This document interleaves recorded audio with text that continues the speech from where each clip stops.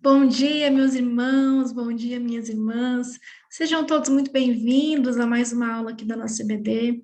É sempre uma alegria e um prazer muito grande estar aqui com os meus irmãos, para que juntos nós possamos aprender um pouco mais da palavra do Senhor e o que Ele deseja falar para nós a cada dia.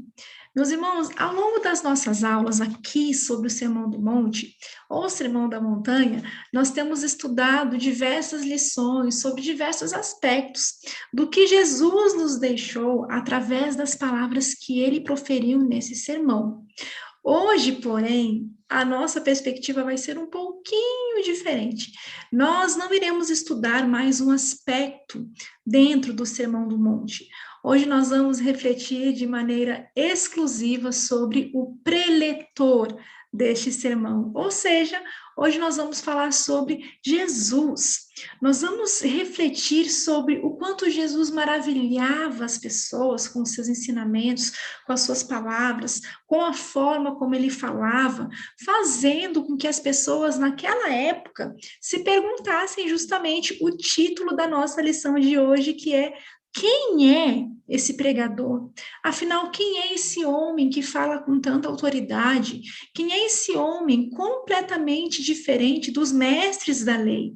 Então, hoje, nós vamos conversar sobre isso. O que deixava as pessoas tão maravilhadas com a pessoa de Jesus e com os ensinamentos de Jesus? E a minha oração é que o Senhor te abençoe, assim como Ele me abençoou, que Ele fale ao seu coração, assim como Ele falou ao meu. Vamos orar então para nós começarmos? Oremos. Senhor, eu te agradeço, ó meu Deus, por este dia, ó Pai, eu te agradeço, Senhor, por esta oportunidade, ó Deus, de estudar a tua palavra, Senhor, de conhecer um pouco mais sobre ti, ó Pai. Eu quero te agradecer, ó Deus, porque nós podemos te conhecer, ó Deus, através da tua palavra revelada a nós, Jesus. Neste momento eu te peço, ó Deus, em nome de Jesus, que o Senhor use a minha vida, Deus, para compartilhar, ó Pai, esta lição com os meus irmãos, ó Deus.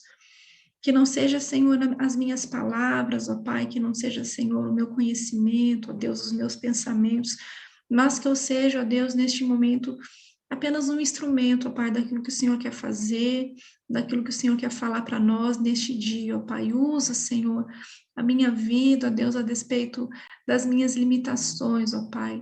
Eu entrego a minha vida a Ti, Senhor, eu entrego esta aula a Ti, Senhor, eu entrego a Ti a vida dos meus irmãos que estão aqui comigo, Senhor, desejosos de aprender um pouco mais sobre a Tua palavra, Senhor. Eu te agradeço, Senhor, mais uma vez, por esta oportunidade, ó Deus, e por este privilégio, em nome de Jesus. Amém. Amém, meus irmãos. Vamos começar, então, a nossa aula de hoje, que tem como tema: quem é este pregador? Quem é, então, Jesus, o preletor do Sermão da Montanha? E o texto base da nossa aula de hoje são os dois últimos versículos do Sermão do Monte, que se encontram lá em Mateus 7, 28 a 29. Você pode aí abrir a sua Bíblia, está lá em Mateus 7, 28 e 29, como nós vamos ler a seguir. Quando Jesus acabou de proferir estas palavras, estavam as multidões maravilhadas da sua doutrina, porque ele as ensinava como quem tem autoridade e não como os escribas. Meus irmãos, estes dois últimos versículos aqui do capítulo 7 de Mateus, eles nos mostram como que as multidões estavam, como que as multidões, como que as pessoas se sentiam naquele momento após Jesus finalizar aquele sermão. Elas haviam ouvido muitas palavras que penetravam profundamente as suas almas, que penetravam profundamente os seus corações. Aqui, então, a gente vê que a Bíblia está nos falando que as multidões estavam maravilhadas, elas estavam admiradas.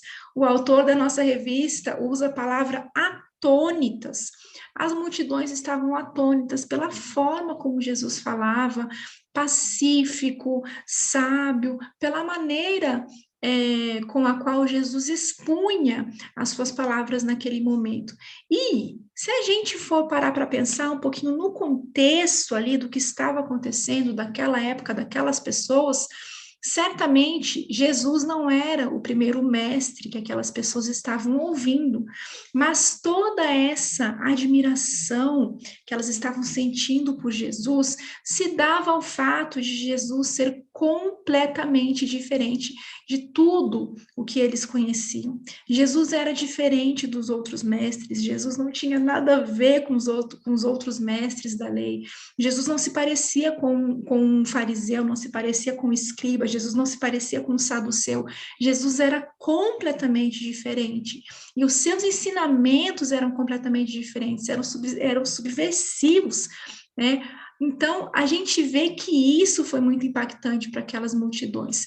E sobre isso, é muito interessante a gente observar aqui que Mateus, o autor deste livro, ele quis deixar claro, né, ele quis deixar evidente nesse finalzinho aqui, né, no versículo 29, ele quis deixar evidente a diferença entre o ensino de Jesus e o ensino dos escribas. Ele poderia, meus irmãos, ter falado aqui apenas da grandeza dos ensinos de Jesus, porém, no final do versículo 29, ó, ele os ensinava como quem tem autoridade e não como os escribas. O que nós estamos vendo aqui? Mateus está denunciando a falibilidade dos ensinos dos escribas e fariseus daquela época. Logo, em todo o livro de Mateus, a gente pode perceber que o autor, ele deixa evidente aí esse propósito de fazer uma diferença, uma distinção entre os ensinos de Jesus e os ensinos dos religiosos dominantes dos seus dias. Mas, por que será que Mateus quis deixar tão evidente que os ensinos de Jesus eram diferentes dos ensinos dos escribas? Para que nós possamos compreender melhor essa pergunta, nós precisamos entender como que eram essas pessoas, como que eram esses escribas, como que eram esses fariseus, o que a Bíblia tem a nos falar sobre essas pessoas. E aqui eu trouxe alguns trechos, dois trechos, na verdade, esse vai ser o primeiro que nós vamos ler, de Mateus capítulo 23.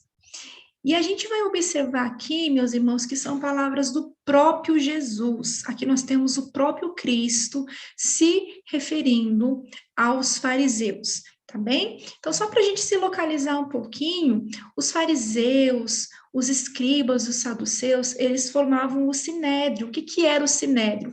O sinédrio era o principal tribunal judicial dos judeus. E lá no sinédrio, então, eles julgavam desde questões familiares até questões políticas, questões religiosas. E só para a gente ter uma ideia do papel desses líderes naquela época, nós podemos nos lembrar que Jesus foi condenado à cruz pelos critérios estabelecidos por eles. Logo, a Bíblia nos mostra que esses líderes, esses mestres da lei daquela época, na verdade, eles eram cheios de hipocrisia, eles eram cheios de iniquidade, eles viviam de aparência, eles priorizavam o ritual, eles eram habilidosos em buscar a promoção pessoal, a autopromoção, e eles tiravam proveito da fragilidade das pessoas. Então, esses líderes aqui, pelo que a Bíblia nos mostra, e até mesmo pelas palavras de Jesus que nós vamos ver daqui a pouco, eles eram completamente diferentes daquilo que Jesus trouxe, daquilo que Jesus apresentava, daquilo que Jesus era como um mestre, como um líder. E a gente vai perceber aqui, então, que esses líderes, fariseus, saduceus, escribas, eles reduziam as pessoas a objetos dos sistemas daquela época, a estruturas da religião. E os seus ensinamentos, ao invés de gerar vida, eles geravam morte. Então, aqui, meus irmãos, nós estamos vendo uma parte do capítulo 23 de Mateus, e nós vamos perceber que é Jesus falando, né, sobre os fariseus, e Jesus faz uma fala muito dura, muito dura, direcionada aos fariseus, porque Jesus conhece o coração do homem, Jesus conhece a intenção do nosso coração. Então, Jesus sabia qual era a intenção daqueles homens, ele sabia o que ia naqueles corações. E nós vamos ver alguns trechos para que nós possamos compreender melhor como que essas pessoas eram. Lembrando que é o próprio Cristo que está falando aqui. Então, o primeiro trecho que nós vamos ler é em Mateus 23, de 3 a 8, que fala o seguinte: obedeçam-lhe, façam tudo o que eles lhes dizem, mas não façam o que eles fazem, pois não praticam o que pregam.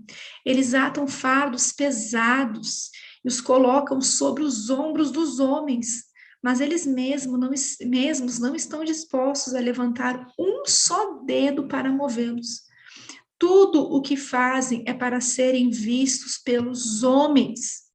Eles fazem seus filactérios bem largos e as franjas de suas vestes bem longas. Gostam do lugar de honra nos banquetes e dos assentos mais importantes das sinagogas, de serem saudados nas praças e de serem chamados rabis. Mas vocês não devem ser chamados rabis. Um só é o mestre de vocês, e todos vocês são irmãos. Então, o que nós estamos vendo aqui? O próprio Cristo falando assim: olha, não façam o que eles fazem, porque eles não praticam o que eles pregam. As palavras não condizem com as ações desses homens. Eles atam fardos pesados, né? Então, na doutrina dos fariseus, era muito pesado ali para o povo, né? E tudo que eles fazem é para serem vistos pelos homens. Então, eles se autopromoviam, né? Era uma promoção pessoal. Então, aqui, Jesus está falando que eles gostavam de ser o centro das atenções, mas, no final das contas, aquilo não era verdadeiro.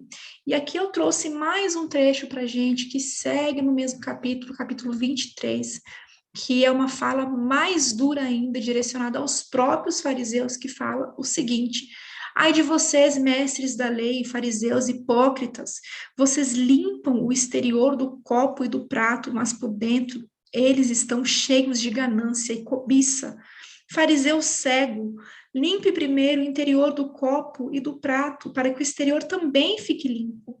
Ai de vocês, mestres da lei, fariseus hipócritas, vocês são como sepulcros caiados, bonitos por fora, mas por dentro estão cheios de ossos e todo tipo de imundície. Assim são vocês. Por fora parecem justos ao povo, mas por dentro estão cheios de hipocrisia e maldade. Meus irmãos, vejam que palavras duras. Imagina uma pessoa ouvir isso do próprio Cristo.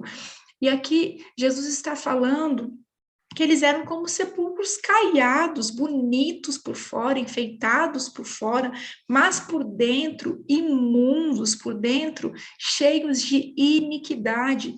E aqui a gente pode sentir a indignação de Jesus em cada uma dessas palavras, porque eles eram considerados os mestres da lei.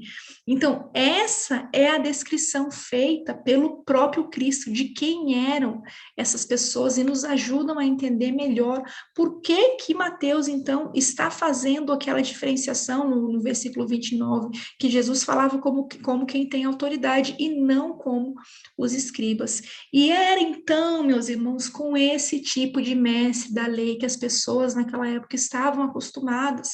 As pessoas viviam oprimidas, viviam com medo, viviam sempre devedoras à lei.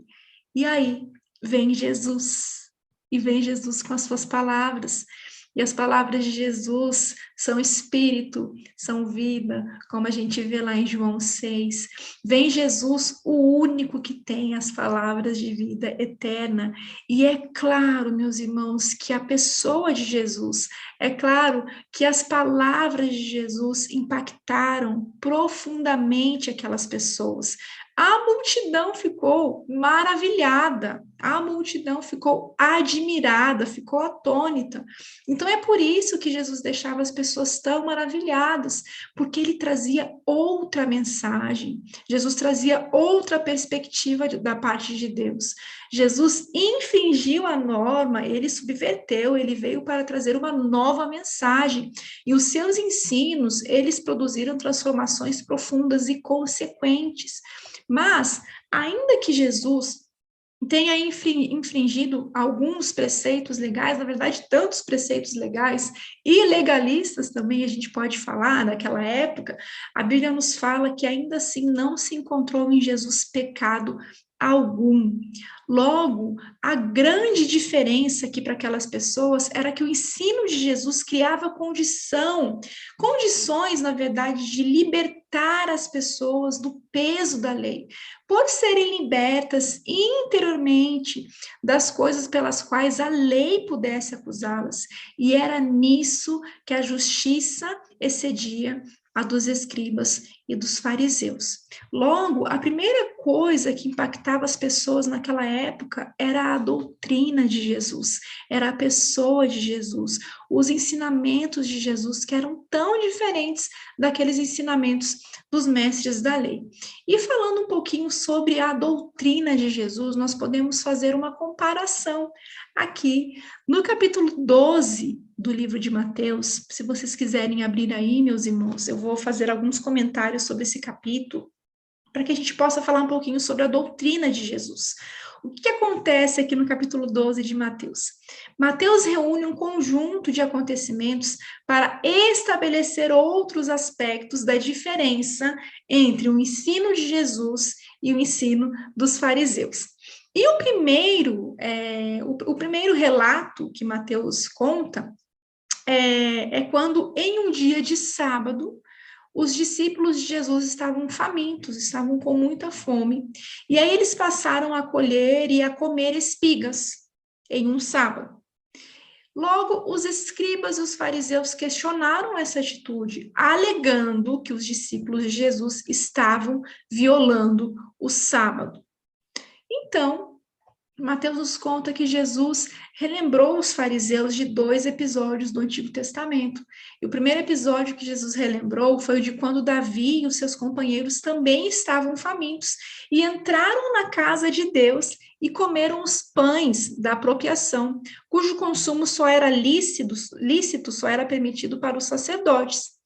E aí, ele também lembrou um segundo motivo aí para responder a esses fariseus do seguinte: os próprios sacerdotes trabalhavam aos sábados.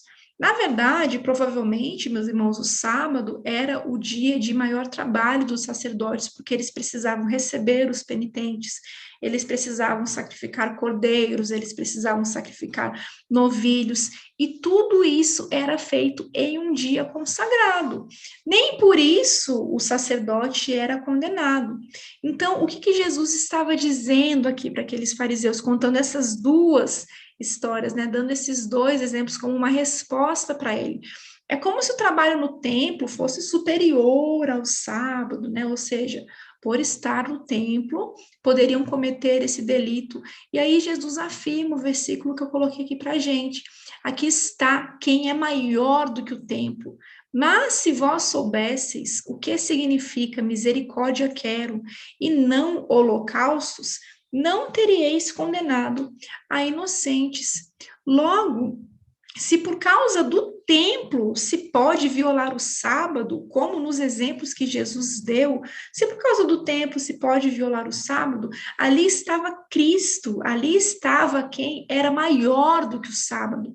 Logo, o que nós vemos aqui nesse exemplo, nesse primeiro exemplo que Mateus trouxe no capítulo 12, são mestres da lei extremamente legalistas, que exigiam sacrifícios de pessoas através de rituais, através de oferendas, o cumprimento de normas muito duras. E no ensino de Jesus, nós encontramos a misericórdia, nós encontramos aqui a verdade de que Jesus, ele veio de uma maneira sacrificial, ele veio para transformar pecadores em santos justificados. Logo, os ensinos de Jesus, eles se diferenciavam basicamente em virtude da sua misericórdia. Então, primeira coisa que a gente pode comentar aqui é Jesus ensinava a misericórdia de Deus. No segundo ponto que nós podemos comentar aqui também, no que os ensinos de Jesus eram diferentes dos ensinos dos fariseus, dos escribas. Os ensinos de Jesus priorizavam as pessoas e não as coisas e propriedades. E aí, ainda no capítulo 12, Mateus traz mais uma situação entre Jesus e os fariseus, que foi quando Jesus curou um homem de mão ressequida em um sábado também. E aí, obviamente, os fariseus condenaram Jesus por estar curando em um sábado. Mas o argumento de Jesus foi muito simples. Jesus disse que qualquer um deles cuidaria de uma ovelha que caísse em uma cova. E aqui Jesus fez, então, essa comparação, né? Você cuidaria de um animal, mas as pessoas têm mais valor que os animais.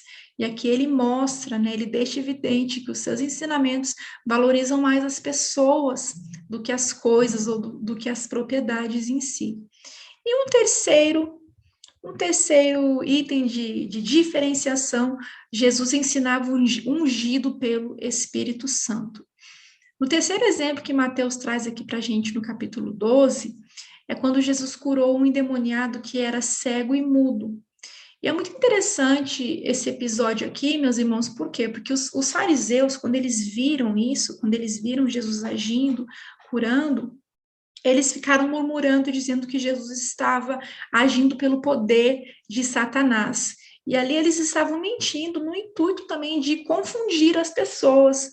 E nesse episódio, a gente pode perceber que Jesus reafirma o seu poder sobre os demônios, e ele declara esse fenômeno como uma obra do Espírito de Deus, como um sinal da inauguração do reino de Deus. Então, a gente pode ver que as palavras de Jesus, elas são suficientemente poderosas para neutralizar as investidas de Satanás.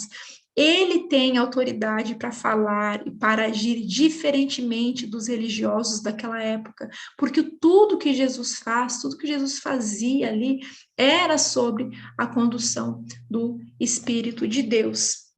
Então, aqui a gente pode conversar um pouquinho sobre 3 itens aí, né, que diferenciavam, basicamente, os ensinos de Jesus dos ensinos dos fariseus. E o nosso texto base, ele fala o seguinte, vamos voltar aqui. Quando Jesus acabou de proferir estas palavras, estavam as multidões maravilhadas da sua doutrina. Ou seja, vamos voltar aí na palavra maravilhadas da sua doutrina. E aí, o verso 29, ele relembra aí para a gente o seguinte: porque ele as ensinava como quem tem autoridade, e não como os escribas. E aí a gente pode conversar um pouquinho sobre essa questão da autoridade. E sobre isso, meus irmãos, eu trouxe aqui para a gente, né, alguns pontos sobre essa questão da autoridade que John Stott discorreu. É a autoridade de Jesus como mestre, a autoridade de Jesus como Cristo, a autoridade de Jesus como Senhor, como Salvador, como juiz e como Filho de Deus. Nós podemos comentar um pouquinho aí cada uma, né, cada um desses pontos, a autoridade de Jesus como cada um desses pontos de maneira breve, mas para que nós possamos refletir um pouquinho. E a autoridade de Jesus como mestre. Por que a autoridade de Jesus como mestre? Jesus, ele ensinava a lei absoluta, ele interpretava a lei de Moisés, mas Jesus mostrava, Jesus dava significado, Jesus tornava real a lei de Deus. Jesus era judeu, mas Jesus não seguia os padrões judaicos, porque os seus ensinamentos, eles não estavam limitados ao povo judeu. Os ensinamentos de Jesus, eles são universais. Logo, os ensinos de Jesus, eles transcendem os limites da Palestina e eles alcançam os confins da Terra. E aqui, então, na nossa revista do professor, tem uma pergunta bastante interessante para a gente que eu gostaria de compartilhar com os irmãos, que fala assim: como podemos, biblicamente, confirmar a autoridade de Jesus, né? Como que nós podemos biblicamente afirmar a autoridade de Jesus, né? Por tudo isso que nós estamos vendo aqui, né? Jesus trouxe significado aí à lei, porque ele era o próprio Deus, como nós vamos ver ali no item 7 para encerrar. Também podemos falar um pouquinho sobre a autoridade de Jesus como Cristo. Jesus, quando veio ao mundo como homem, nós sabemos que ele era 100% homem e plenamente Deus. Ele sabia que ele tinha uma missão. Jesus sabia que ele era o cumprimento de toda a profecia. Jesus era o Messias prometido. Ele era o cumprimento do tempo de Deus. Então, a autoridade de Jesus como Cristo, como enviado do Senhor, como Filho de Deus. E também a autoridade de Jesus como Senhor. Jesus, meus irmãos, não era mais um mestre da lei, Jesus não era um simples rabino, Jesus é e Jesus sempre será eternamente Senhor, mestre e rei. Jesus ensinava a Torá, mas ele não ensinava apenas a Torá, Jesus ensinava o real e o verdadeiro sentido da Torá. Então, Jesus como Senhor, a autoridade de Jesus como Senhor. E podemos seguir então aqui comentando a autoridade de Jesus como Salvador. Jesus falava com autoridade como aquele que veio salvar e buscar o que se havia perdido. E nós sabemos que Jesus foi o meio, né, que Deus providenciou para que nós pudéssemos nos reconciliar com Ele. Quando Jesus veio como homem e morreu por nós e pagou o preço pelos nossos pecados, logo assim Jesus reivindica o direito de perdoar pecados e conceder a salvação a todo aquele que crê. Então, Jesus falava como quem tem autoridade de mestre, como quem tem autoridade do próprio Cristo, como quem tem autoridade de Senhor e como quem tem autoridade de Salvador. Seguindo aqui, assim como Jesus falava como o Salvador, ele também falava com autoridade de juiz. Jesus fala com autoridade de juiz. E, de igual modo, a gente vai ver que será de Jesus o direito de decidir o destino dos homens, aqueles que serão banidos da sua presença. Então, aqui, Jesus também como um justo juiz. A autoridade de Jesus como Filho de Deus. Em todo o sermão, nós estamos vendo aqui, meus irmãos, que Jesus ensinou a doutrina compreensiva de Deus, Deus Criador, Deus sustentador, Deus justo, Deus Pai. E nós podemos então chegar finalmente ao 7, a autoridade de Jesus como Deus. Jesus declarou: eu e o Pai somos um. Jesus era 100% humano e plenamente Deus. Enquanto os profetas diziam, assim diz o Senhor, Jesus afirmava, em verdade vos digo, porque ele era Deus. Então, isso garantiu mais do que a autoridade dos ensinamentos. Isso aqui a gente está vendo que não apenas a autoridade pela autoridade dos ensinamentos, mas porque Jesus era o próprio Deus, ele falava na condição de ser Deus. E assim, meus irmãos, então, com base em todas essas reflexões que nós vimos, quem era esse pregador? Por que ele era tão diferente? Nós vimos aqui o que o próprio Cristo falou a respeito dos escribas, e nós podemos fazer um comparativo de como eram os ensinamentos de Jesus. Os ensinamentos de Jesus traziam vida, traziam liberdade, traziam renovo, era subversivo ao que os mestres da lei falavam naquela época, porque trazia a verdade. Jesus falava daquilo que era verdadeiro em Deus, e ele era o próprio Deus. Então, nós podemos afirmar, diante de tudo isso que nós vimos hoje, esse pregador fenomenal é Jesus, Jesus, o Cristo, diferente de tudo o que o mundo já viu, de tudo o que o mundo poderia ver, porque Jesus Cristo é Deus. Ele ensina com a autoridade de Deus, ele declara com o amor de Deus, com a justiça de Deus, com a misericórdia de Deus, as verdades de Deus.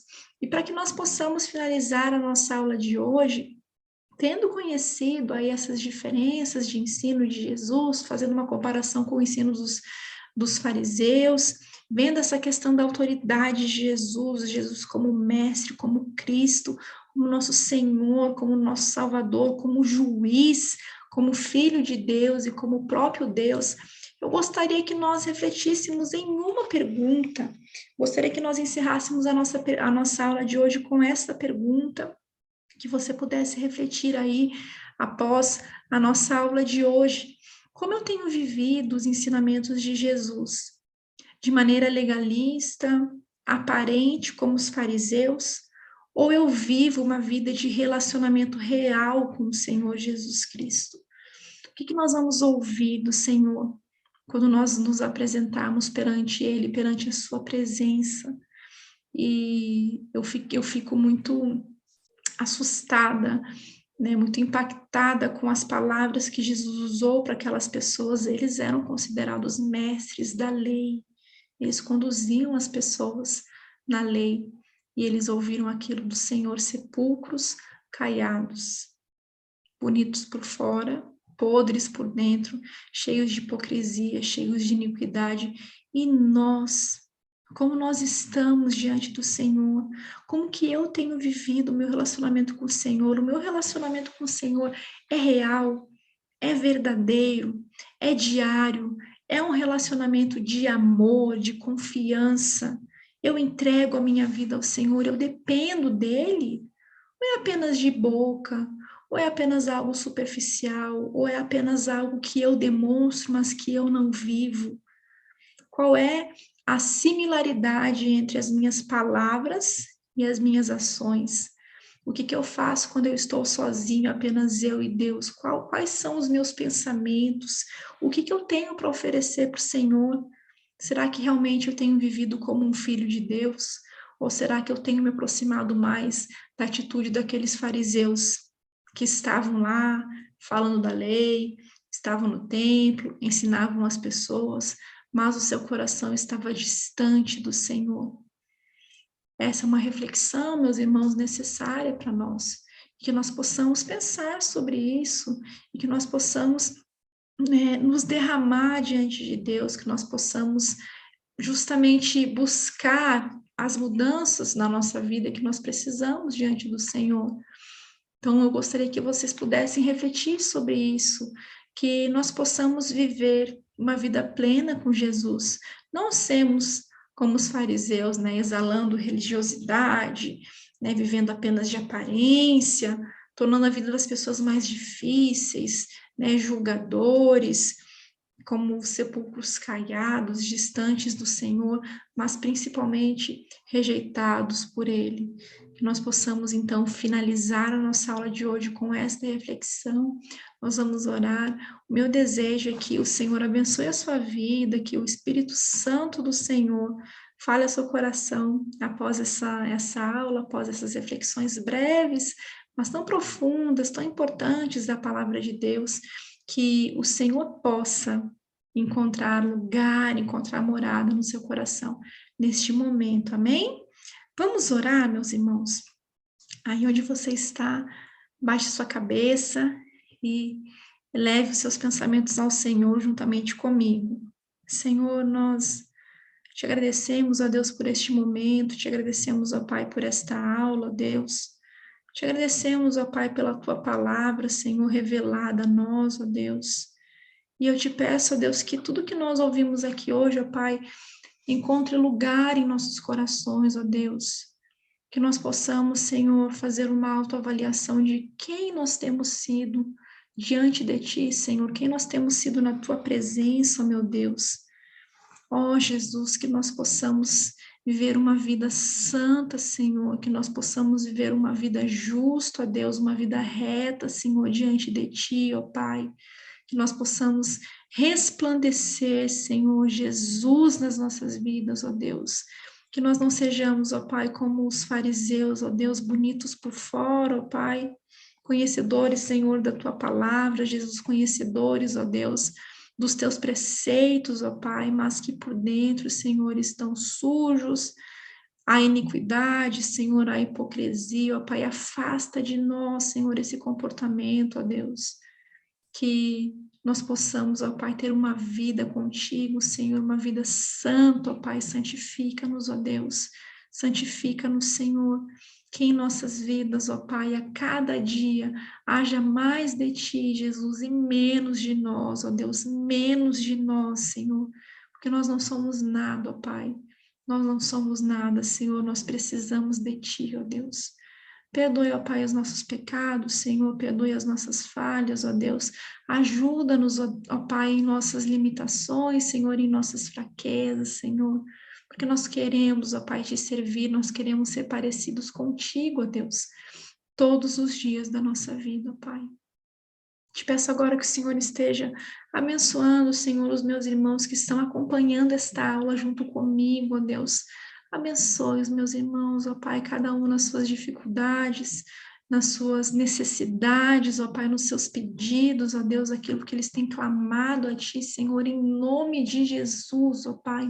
Ser com os meus irmãos, ó Deus. E nós te agradecemos, ó Pai, mais uma vez, porque podemos conhecer de Ti, podemos estudar a Tua palavra, Pai. Muito obrigada, Jesus, pelo Teu amor, Senhor. Muito obrigada pelo Teu cuidado conosco, Senhor. É isso que nós oramos, ó Pai, e agradecemos em nome de Jesus. Amém. Amém, meus irmãos. Meus irmãos, espero que esta aula tenha abençoado a sua vida, assim como abençoou a mim. O Senhor falou muito ao meu coração. E nos encontramos na próxima aula, então, se Deus quiser. Um beijo, um abraço e que Deus abençoe vocês. Até a próxima. Tchau, tchau.